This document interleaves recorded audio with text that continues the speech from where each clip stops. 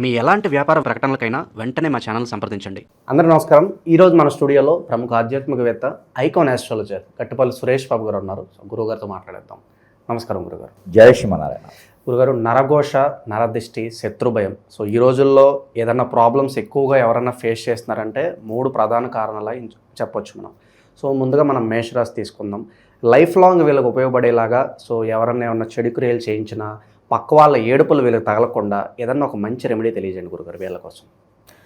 అయితే మనకి మొదటిగా ఎట్లా అంటే కనుక మేషరాశి ఇది జీవితకాలంలో వచ్చేటువంటి దానికనమాట. ముందుగా అయితే మనకి మన ప్రేక్షకులందరికీ కూడా జై శ్రీమన్నారాయణ.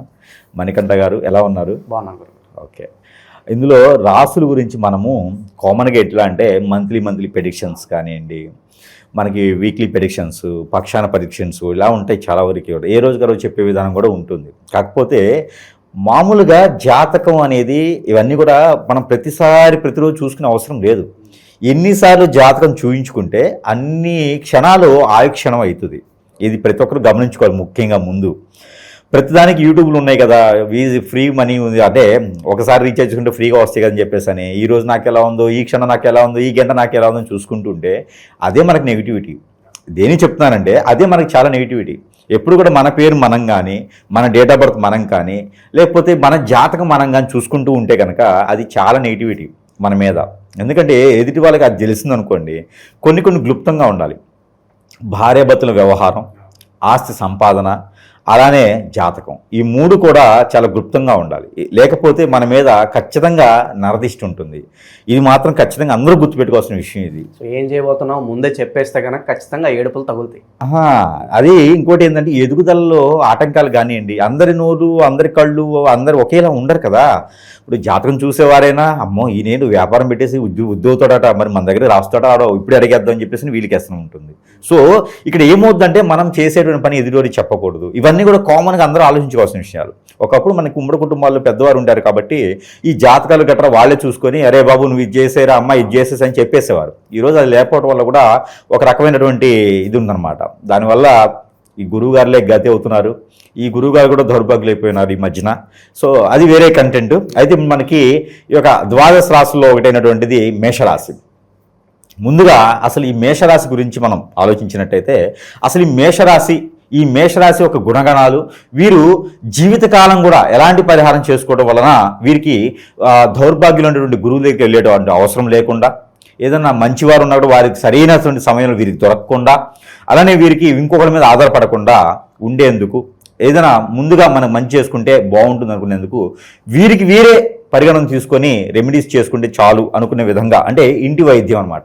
ఇంటిలి చిట్కా, ఇంటి వైద్యం, వంటింటి వైద్యం అంటారు. అలానే మనకి పరిహారాల రెమెడీలు కూడా అలా ఉంటే చాలా బాగుంటుంది. ముఖ్యంగా దాంట్లో మనం ఏదైతే అనుకున్నామో ఆ విధంగా మేషరాశి వారికి అనూహ్యమైనటువంటి అవకాశాలు వీరికి వెన్నంటనే వస్తూ ఉంటాయి. కాబట్టి ఈ మేషరాశి వారికి జీవితకాలం కూడా జన్మించినప్పుడు ఈ మేషరాశి వారికి అశ్విని, భరణి, కృతిక 3 నక్షత్రాలు మేషరాశిలో ఉంటారు. ఇక్కడ అశ్విని కానీ భరణి కానీ నక్షత్రాల్లో పుట్టినటువంటి వారు 4 పాదాలు పుట్టినటువంటి వారికి ఖచ్చితంగా వీరికి కొన్ని రకాల శాంతులు అయితే వస్తాయి. గ్రహ శాంతులు అంటారు. ఈ గ్రహ శాంతులు అయితే ఖచ్చితంగా వీరికి లభిస్తాయి. వీరికి పుట్టినమ్మటి 30 రోజుల లోపునే కనుక గ్రహ శాంతి అనేది జరిపించాలి. శివాలయాల్లో శాంతి హోమాలు, శాంతి పూజలు ఇలా చేసేటువంటి విధానం ఉంటుంది. ఆ విధంగా దానాలు ఇచ్చుకొని చేసుకోవాలి ఒక విధానం. ఒకవేళ చేయలేనప్పుడు పితృదోషాలు అనేది వారికి వెంటాడుతూ ఉంటాయి.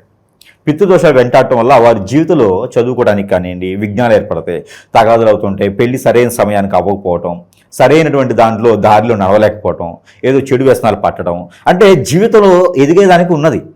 జాతకం చూసినప్పుడు ఈ అబ్బాయి చాలా ఉన్నతమైన స్థానానికి వెళ్తారు, మీ పాప కలెక్టర్ అయిపోద్దని ఉంటుంది.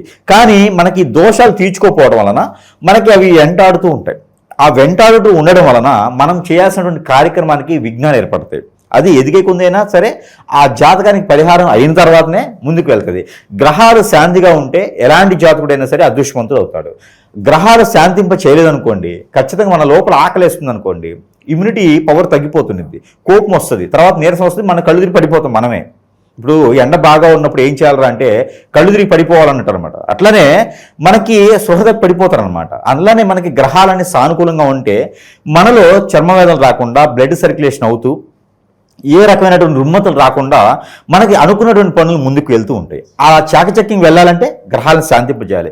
ఇదే కాదండి, ఏ రాశిని చూసుకున్నా కూడా గ్రహాలు ఒకటి శాంతింప చేయగలిగితే ఖచ్చితంగా దేవుడు అనుగ్రహం అక్కడే ఉంటుంది మనకి. అందుకనే మనకి గ్రహాలకి కొంతమంది తెలియక దేవునికి అనుగ్రహం చేస్తారు. అలా దేవునికి చేసేటువంటి హోమంలో కావచ్చు, యజ్ఞ యాగ జపాల్లో కూడా నవగ్రహాన్ని శాంతింపజేసేదానికే చేస్తారనమాట. ఇది అందరూ కూడా గమనించుకోవాలి. ప్రతి ఒక్కరూ లక్షల రూపాయలు పెట్టి హోమాలు యజ్ఞాలు చేపిస్తుంటారు. డబ్బు ఉంది అంటే ఓకే, అప్పులు తెచ్చి మరి గురువుగారు చెప్పారు, గురువుగారిని మా నమ్మకం, గురువుగారికి ఏమైతే ఏదేం చెప్తాడు, చేసేవాడు నీకు కదా అర్థం కావాలి. అందుకని ఎవరైనా సరే ముందు ఆలయంలోకి వెళ్ళేసి నవగ్రహ ప్రదక్షిణ చేసుకోండి అందరూ. ఈ నవగ్రహ ప్రదక్షిణ చాలా మంచిది అన్నమాట. అందులో మేషరాశి వారికి చాలా అద్భుతమైనటువంటి పరిహారం చెప్పొచ్చు. అయితే ముఖ్యంగా ఈ మేషరాశి వారైతే కనుక అంటే పరిహారం మనకి చూద్దాం లాస్ట్లో. అయితే ముఖ్యంగా ఈ యొక్క మేషరాశి వారు అద్భుతమైనటువంటి పరిహారాలు చేసుకునే దానికి అవకాశం ఉంది. అయితే ఈ మేషరాశి వారు ఉన్నతమైనటువంటి శిఖరాలకు వెళ్ళాలంటే మనం అనుకున్నట్టుగా మొదటిగానే వారికి శాంతి హోమాలు పూజలు చేయించుకోవాలి. అలా చేయించిన పక్షాన 12 సంవత్సరాల లోపైన దానికి సంబంధించిన పరిహారం చేసుకున్నట్లయితే 12 సంవత్సరాల తర్వాత ఘట్టం అని చుట్టూ ఉంటుంది అన్నమాట. ప్రతి మనిషి జీవితంలో ఘట్టం అంటారు. అంటే ఎదుగుదలకి మూలం 12 సంవత్సరాల తర్వాతనే ఏర్పడుతుంది, మైండ్ మెచ్యూర్ అవుతుంది. అయితే వారికి మేషరాశిలో పుట్టినటువంటి వారికి జంతువులకు సంబంధించినటువంటి ఆదాయం అంటే బరిగొడ్లని, గేదెలని, ఆవుల్ని తీసుకుపోయేసి దక్షిణ దేశాలు తీసుకుపోయేసి వాటిని చంపి నరికేసి వాటి బీఫ్ అని అమ్మేమని కాదు. జంతు వ్యాపారం అంటే పాల ఉత్పత్తులు, ఆ జంతువు మీద వచ్చేటువంటి వనరులు, అవి బతుకుండగానే వచ్చేటువంటి వనరులు, అరక దున్నడం కానివ్వండి, మేకల్ని మేపేసి వాటిని ఆదాయం వనరులు, ఎరువులు అమ్ముకోవడం కానివ్వండి, న్యాచురల్ ఎరువులు, క్రూడాయిల్స్, ఇలాంటి వాటిల్లో వీరు అద్భుతంగా రాణిస్తారు. మరొకటి చేపల చెరువులు, రొయ్యల చెరువులు, ఉప్పు చెరువులు, ఉప్పు పండించడం లాంటివి వీరికి అద్భుతమైనటువంటి పరిహారాలు ఉంటాయన్నమాట. అందులో వీరికి అద్భుతంగా ఎదిగేదానికి ఉంటుంది. ఏది మేషరాశి వారికి. అలానే అలాంటి వ్యాపారాల్లో వీరు వృత్తిలో అవుతారు. అంటే నక్షత్రం ఏదైనప్పటికీ ఈ మేషరాశి వారికి అయితే ఇలాంటి వ్యాపారాలు అద్భుతంగా రాణిస్తాయి.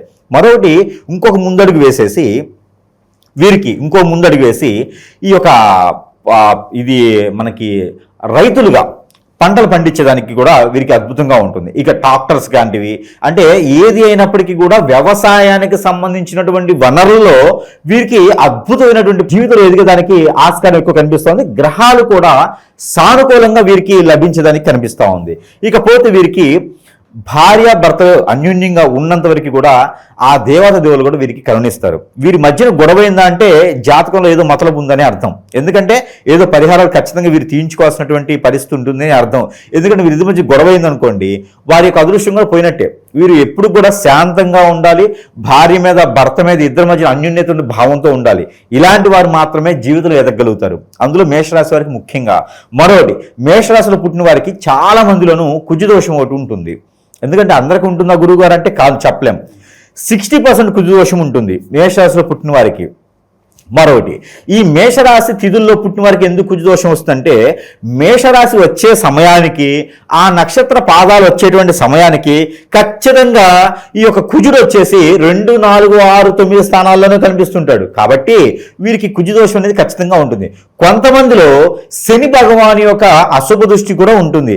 శని భగవాని యొక్క బలం కూడా ఎక్కువగా ఉంటుంది. ఇకపోతే వీరికి ఏ వయసులైనా సరే రాణించేదానికి వీరికి దశలు కొన్ని ఉన్నాయి. ఇక మేషరాశిలో పుట్టిన వారికి బుధ మహర్దశ అద్భుతంగా కలిసి వస్తుంది. బుధ అంతర్దశ కూడా వీరికి అద్భుతంగా ఉంటుంది. దానితో పాటు రవి మహర్దశ, రవి అంతర్దశ, కుజ మహర్దశ, కుజ అంతర్దశ, ఈ 3 దశ అంతర్దశల్లో కూడా వీరికి అద్భుతంగా కలిసి వస్తుంది. ఎలాంటి అద్భుతం అంటే పోతూ ఒక మూట డబ్బులు ఇక్కడ పెట్టేసి వెళ్ళిపోతారు అనమాట. సార్ మీ దగ్గర పెట్టేసండి, నేను మళ్ళీ వచ్చి తీసుకుంటాను. వాడు రాడు, వీళ్ళు ఎదురు చూస్తూ ఉంటారు, వస్తారని. చివరికి 4 రోజులు చూసేసి వీడు ఒప్పదీస్తే ఏమైంది, ఆస్తులు వస్తాయి అనమాట. అంటే ఎవరు ఆస్తునో వీరికి వచ్చేస్తే ఆటోమేటిక్గా అదేది ఎవరు ఆస్తు పరుల ఆస్తు మాకెందుకు అనే టైప్లో కాదనమాట. వీరికి ఆ దేవుడు కూడా వీరికి ఇచ్చేసి వెళ్ళిపోతాడు. కాకపోతే దానికి వీరు అనుకూలంగా ఉండాలి. అన్ని రకాల గ్రహశాంతులు మనకి ఏది ఇబ్బందినో తొలగించుకొని ప్రశాంతంగా ఉంటే అప్పుడు మనకు అలాంటి జరిగేటువంటి అవకాశం ఉంటుంది. ఎక్కడో పొలాలు, స్థలాలు, ఇళ్ళు ఏదో మా నాన్నగారు మా తాతగారు కొన్నారండి, మా పేరు మీద వచ్చేసిందండి అనే ఉంటే ఎక్కువ ఆస్తులు వీరికి అలానే ఉంటాయి. కొండలో, గుట్టల్లోనో, రాళ్ల పొలాలో కొన్ని ఉంచుతారు. దాంట్లో అనూహ్యంగా మైనింగ్ పట్టడం, నిధి నిక్షేపాలు వెలువడడం, ఇలాంటివన్నీ జరుగుతూ ఉంటాయి. ఇవన్నీ కూడా మేషరాశి వారి సొంతం ఆస్తులు. వారికి కష్టపడే అవసరం లేదు.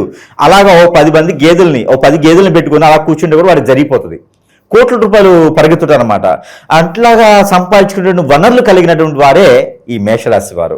మరొకటి, ఏదైనా ప్రజలకు సేవ చేయాలనుకుంటే కనుక పాలిటిక్స్లో కూడా వీరికి అద్భుతమైనటువంటి రాణింపు, గుర్తింపు కూడా వీరికి లభ్యపడుతూ ఉంది. ఇకపోతే వీరికి పెళ్లి విషయానికి వస్తే చిన్న వయసులోనే వీరికి పెళ్లి అయిపోతుంది.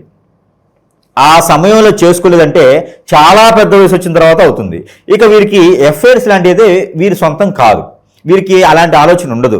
ఎవరైనా వీరికి మీద కన్నేసి రెచ్చగొట్టి ఇలా చేస్తే మాత్రం వీరంత దుర్మార్గులు లేరనుకోవచ్చు. ఎందుకంటే వీరికి మాట అంటే పడరు. వీరికి ఏంటంటే ముఖ్యంగా ఎవరైనా పందెం పెట్టారనుకోండి, ఎంత దూరమైనా వెళ్తారు, ఉన్న ఆస్తులు కూడా తగలబెట్టేస్తారు. అంత పంద్యానికి మాటకి కట్టుబడి ఉంటారన్నమాట వీళ్ళు. అంటే అంత దుర్మార్గులు అన్నమాట వీళ్ళు. కాబట్టి వీళ్ళతో ఎవరు కూడా మాట తీసుకోకూడదు. మాట ఇచ్చారు అంటే ఖచ్చితంగా నిలబడతారు వీరు. అలాంటప్పుడు వీరు ఆలోచించుకొని మాట ఇవ్వాలి. ఎవరికైనా మాట ఇచ్చారా, ఉన్నది తెగనమ్మైనా సరే కట్టేస్తారు. కాబట్టి ఎవరైనా ఎక్కడైనా షూరిటీ పెట్టాలంటే మేషరాశి వాళ్ళని తీసుకొని షూరిటీ పెట్టియండి.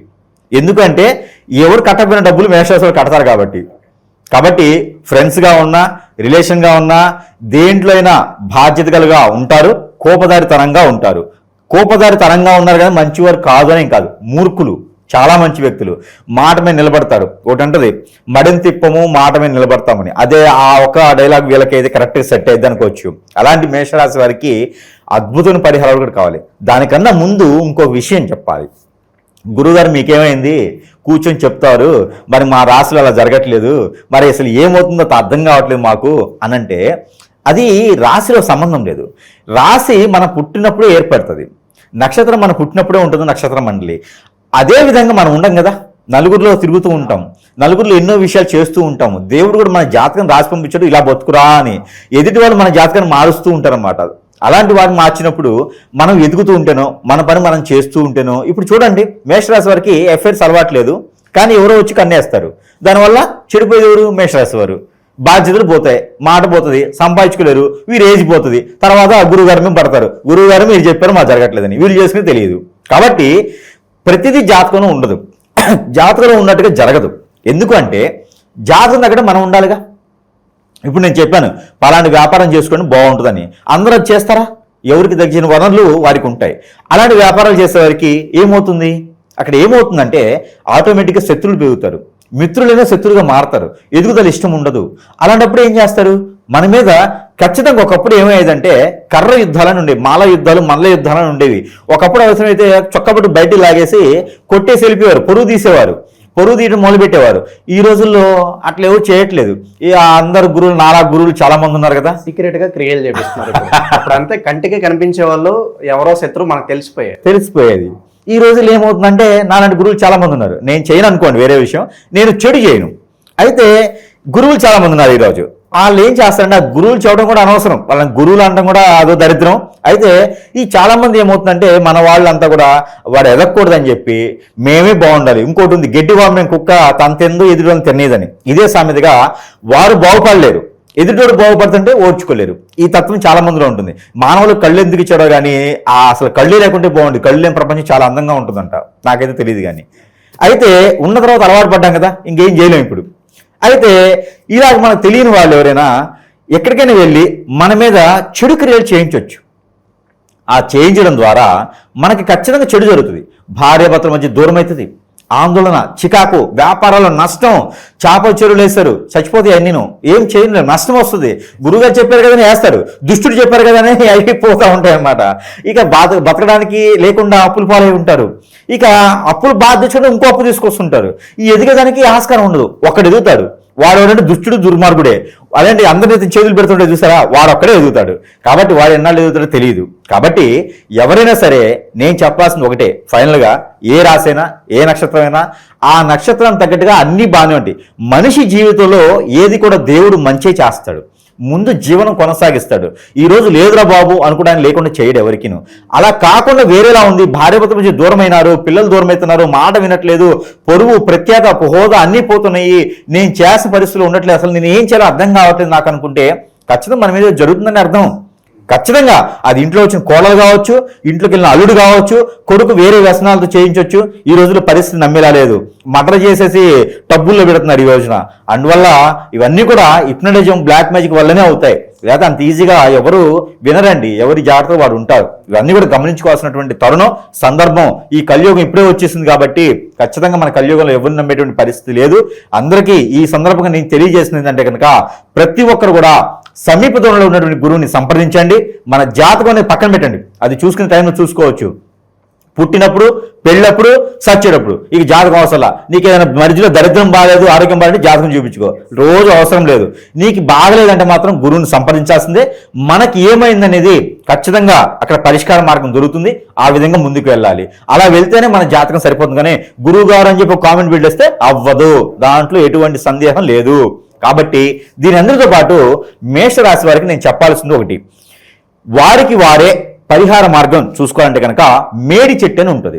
మేడి చెట్టు అందరికీ తెలిసిందే కదా, మేడి చెట్టు ఉంటుంది. ఈ మేడి చెట్లు కనీసం 6 మాసాలకు ఒకటైనా సరే పొలాల్లోనో, రోడ్డు పక్కనో, రోడ్డు విరువైపులోనో, రోడ్డు మీద నాటితే అడ్డమైద్ది, మళ్ళీ రోడ్డుకి విరువైపులోనో ఆ చెట్టు అనేది ఒక ట్రీ తీసుకొని, చిన్న మొక్క అంటూ తీసుకొని అది నాటాలి. ఇది జీవితకాలం రెమెడీ. లేవలేకపోయినా, కాళ్ళు పని చేయకపోయినా కూడా ఆడదాకా మనవని తీసుకెళ్ళమని ఒక మొక్క నాటాలి. ఇది జీవితకాలం పరిహారం. దానివలన నవగ్రహాలు శాంతింపజేస్తే అది వారి జీవితకాల పరిహారం. ఇంకోటి, వారికి ఇష్టదైవానికి పాలు, పచ్చి పాలు కాచి చల్లార్చిన పాలలో తేనె వేసి నైవేద్యం పెట్టాలి. ఈ రెమెడీస్కి అయితే గురువుగారికి అయితే ఖచ్చితంగా ఒక 50,000 రూపాయలు అయితే ఇచ్చుకోవచ్చు దక్షిణగా. మేషరాశి జీవితకాలం రెమెడీస్ కదా ఇవి. మరి మరొకటి, కుల మతాలకు అతీతంగా ఈ రాశి అయి ఉంటే గనక ఖచ్చితంగా వారు ఈ యొక్క ట్రీని నాటండి, మంచి పని చేస్తుంది. దాని తర్వాత గనక ఈ యొక్క పాలు నైవేద్యం ఇష్టదైవానికి పెట్టుకుంటే చాలు. ఆయన ప్రభు అయినా, అల్లా అయినా, ఏ దేవుడు, తెలుగు దేవుళ్ళే కదా, హిందూ దేవుళ్ళ ఇప్పుడు మార్చారు కదా, హిందూ దేవుళ్ళకైనా సరే ఇవి పెట్టుకోవచ్చు, ఇబ్బంది అయితే ఏం లేదు. అలానే పరిహారాలు చేసుకొని ముందుకు వెళ్ళొచ్చు. ఇక గురువుగారు మరి ఎంత చెప్పారు, మాకు జరిగిన తర్వాత విషయం మరి మన దగ్గర ఏముందా అంటే కనుక మేషరాశి వారికి అద్భుతంగా పనిచేసేటువంటిది ఏ నక్షత్రం, ఏ పాదం, ఏ దశాంతదశలు, ఎలాంటి ప్రణిజం బ్లాక్ మ్యాజిక్లు ఉన్నా కూడా కొంతమేర ఉపశమనం దొరికేదానికి ఒకటి ఉంది. అది ఏమిటంటే స్ఫటికమాల. మేషరాశి వారికి స్ఫటికమాల ఇది ఒరిజినల్ అంటే ఒరిజినల్ అంటే 150,000 పెట్టాలి. మరి మన ప్రేక్షకులకి మంత్రం చేసి ఇస్తాం మనము. ఈ మంత్రమే ఒరిజినల్, ఓకేనా? ఈ ఒరిజినల్ చేసిందే మంత్రం ఉంటుంది. దీంట్లో రవిచంద్రులు ఇద్దరు ఉంటారు. చంద్రుడికి సంబంధించిన స్ఫటిక, శివుని అనుగ్రహం ఉంటుంది. ఇక రాగితో అల్లిచ్చింది దేనికి పనిచేస్తుందంటే శివునిది, అంటే మనకి రవిది. కాబట్టి మనకి ఏదైనా ఎదగాలి అంటే జీవితంలో ఇద్దరు ఉండాలి సమభాగంలో. కాబట్టి ఈ స్ఫటికమాల ధరించడంలో మన మేషరాశి వారికి అద్భుతమైనటువంటి పరిహారాలు ఇవి, అద్భుతంగా బాగుంటుంది. ఇక వీరికి కలిసి వచ్చేటువంటి కలర్ కూడా రెడ్, ఆరెంజ్ కలర్ చాలా బాగుంటుంది. ఇక వీరికి కలిసి వచ్చే జీవితకాలం కలిసి వచ్చే వారం ఆదివారం, మంగళవారం అద్భుతంగా ఉంటుంది. ఇక వీరు ఎప్పుడైనా వీరికి ఏదైనా బాధ కలుగుతుంది, ఆర్థిక ఇబ్బందులు ఉన్నాయి అంటే వీరికి నచ్చిన అమ్మవారి దగ్గరికి వెళ్ళి కుంకుమార్చన చేయించుకోవాలి, ఆ కుంకుమను ధరించుకోవాలి. ఇక దీంతో వీరికి ఆ దశ అంటారు కదా, ఏం దశ అంటే వీరికి పూనకాలు వచ్చేటువంటి మహర్దశ అంటారు. ఈ మహర్దశ ఇప్పుడే వచ్చిందా అనుకునే విధంగా ఉంటుంది. అందరికీ అట్రాక్ట్ చేసేటువంటి తత్వం ఉంటుంది. కాబట్టి అందరూ కూడా బాగుండాలని కోరుకుంటా ఉన్నాను. అందులో మేషరాశి వారు కూడా ఇంకా అద్భుతంగా ఉండాలి. ఈ రకమైన పరిహారాలు చేసుకొని జీవితకాలానికి సుఖంగా ఉండాలని నేను కోరుకుంటా ఉన్నాను. జై శ్రీ